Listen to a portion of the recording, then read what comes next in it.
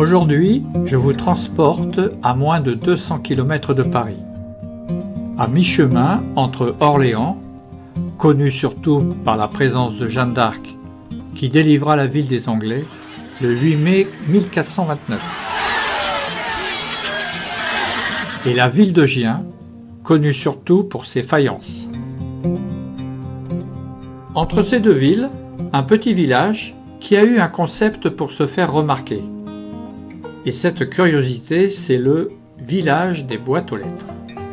Nous voici donc à Saint-Martin-d'Abas, moins de 2000 habitants, et vous allez voir que la création de leurs boîtes aux lettres ont des origines très variées. Après avoir franchi la porte de Saint-Martin, voici quelques catégories de boîtes aux lettres.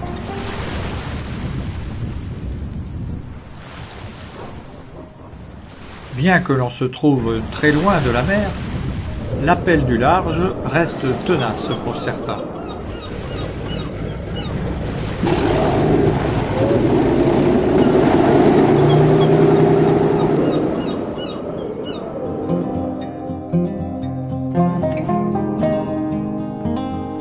À l'entrée du village, une pompe à essence servant de boîte aux lettres.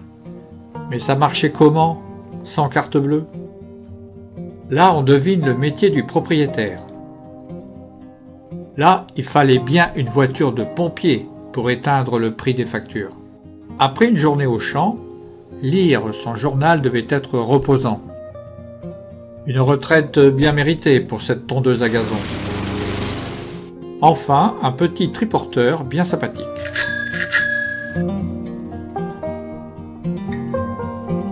Ici, c'est le métier du propriétaire qui va déterminer le style de sa boîte aux lettres. On commence par le boulanger, indispensable dans un village. Là, c'est un restaurant, un salon de coiffure. Si vous avez besoin d'un chauffagiste, il y en a un à Saint-Martin. Ou un installateur de cheminée. Il y a même un garagiste. Pour la distribution d'eau, cela s'imposait. À cause des téléphones portables, la cabine téléphonique a pratiquement disparu du paysage. Bien sûr que la poste a sa propre boîte aux lettres.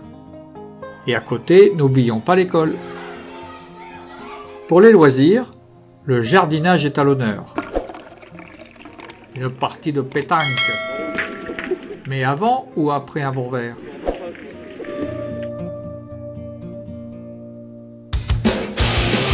La musique est bien représentée aussi.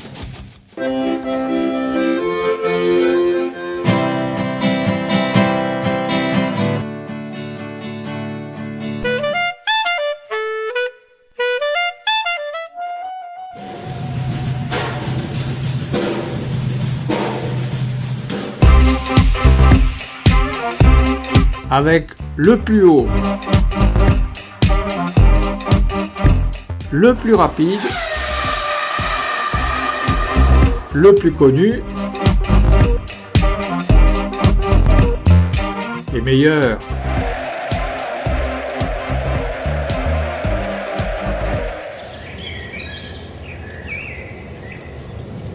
Les oiseaux sont bien appréciés dans le village. Et celui-ci est porteur d'une bonne nouvelle.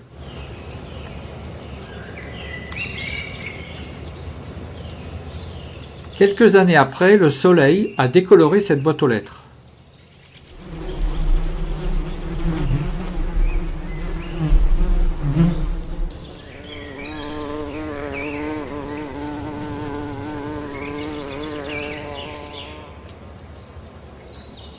Le kangourou a été relooké quelques années plus tard.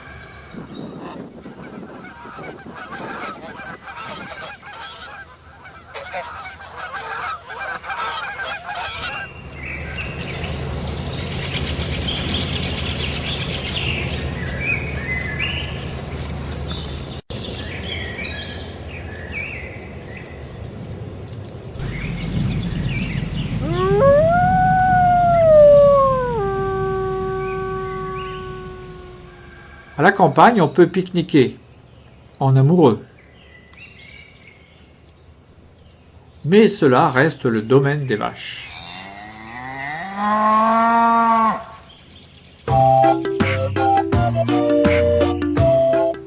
Je suis sûr que vous allez tous les reconnaître.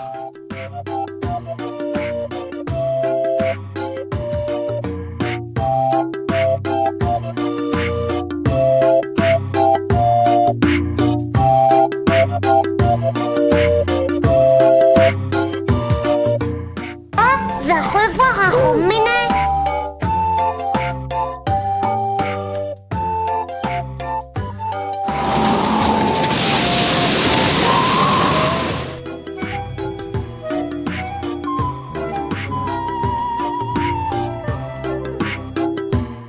Et puis il y a des plaisantins qui jouent avec les mots, comme la rue des Genêts,